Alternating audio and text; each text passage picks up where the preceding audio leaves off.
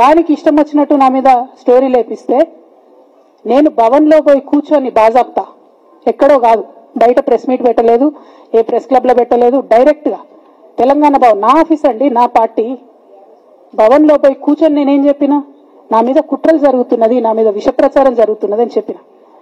నేను రామన్నను బుజ్జగించి గడ్డం పట్టుకొని అడుగుతా ఉన్నా, అన్న నీ చెల్లెని,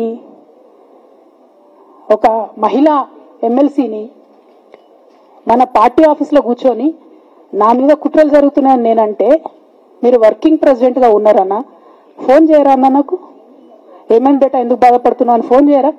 ఇది ఎప్పుడు జరిగిన ఇన్సిడెంటు? లేక లీక్ కాకముందు, నేను నా కొడుకు గ్రాడ్యుయేషన్కి అమెరికా పోకముందు, అంతకుముందే. మరి మీరు వర్కింగ్ ప్రెసిడెంట్ కదన్నా, నేను పార్టీ ఎమ్మెల్సీని కదా. చెల్లెలు అన్న బంధుత్వాలు పక్కన పెడదాం ఒక్క నిమిషం. ప్రొఫెషనల్ సెటప్లో ఒక పొలిటికల్ పార్టీలో ఒక మహిళా ఎమ్మెల్సీ భవన్లో కూర్చొని నా మీద కుట్రలు జరుగుతున్నాయంటే మీరు మాట్లాడిండ్రా అన్న? 103 రోజులు అయిపోయిందన్న ఇయ్యాలటికి, ఒక్క మాట మాట్లాడిండ్రా? కేసీఆర్ గారు దగ్గర నుంచి కమ్యూనికేషన్ రావాలని నేను ఎక్స్పెక్ట్ చేయలే. వారు పెద్దవారు, వారికి అనేకమైన పనులు ఉంటాయి.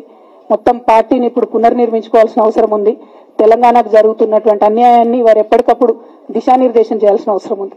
కానీ వర్కింగ్ ప్రెసిడెంట్ గారి దగ్గర నుంచి ఫోన్ రాకపోవడం మాత్రం ఒక మాట అనిపించింది నాకు. నేను కేసీఆర్ గారి బిడ్డను, నేను కూర్చొని ప్రెస్ మీట్ పెడితేనే రెస్పాన్స్ రాలేదంటే మరి ఇంకో మామూలు మహిళా కార్యకర్తకు బీఆర్ఎస్ పార్టీలో మన అన్యాయం జరిగితే రెస్పాన్స్ వస్తుందా? నాకైతే అనిపించలేదు, వస్తుందేమో నాకు తెలియదు. కానీ నేను ఒక మాటకు నాకు సంతోషం అనిపించింది. నాకు నోటీస్ రాగానే అక్కడ మహిళా ఎమ్మెల్సీలు కూర్చొని, మహిళలందరినీ కూర్చొని, ఫస్ట్ టైం అనుకుంటా భవన్లో 5 మహిళలు కూర్చొని ఇండిపెండెంట్ గా ప్రెస్ మీట్ మాట్లాడింది. చాలా సంతోషం. ఇటువంటి అంతర్గత ప్రజాస్వామ్యం రావాలని నేను కోరుకున్నా.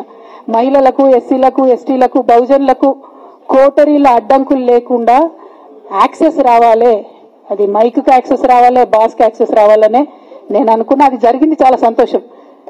దాన్ని సస్పెండ్ చేసినాక అయినా పర్లేదు, కానీ జరిగింది.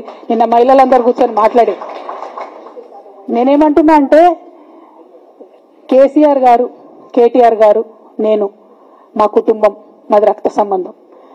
పదవులు పోతేనో, పార్టీలకు వెళ్ళి సస్పెండ్ చేస్తేనో పోయేటటువంటి బంధం కాదు.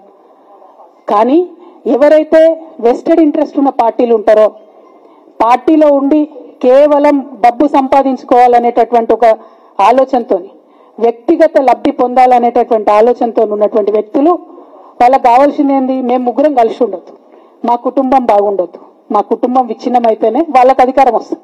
దాంట్లో భాగంగా ఇవాళ మొదటి స్టెప్ నన్ను బయటేసిరు పార్టీలకు వెళ్ళి. అది ఇక్కడితో ఆగదు. నేను గౌరవనీయులు పెద్దలు దైవ సమానులు కేసీఆర్ గారిని విజ్ఞప్తి చేస్తా ఉన్నా, మీకు ఒక సూచన చేస్తా ఉన్నా. దయచేసి మీ చుట్టూ ఏం జరుగుతున్నదో ఒకసారి చూసుకోండి నాన్న.